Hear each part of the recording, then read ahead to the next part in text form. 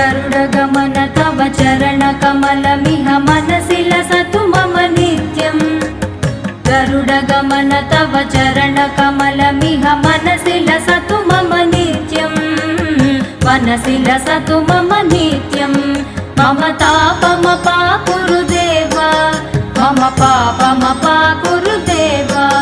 मम तापमपाकुरु देव मम पापमपाकुरु देव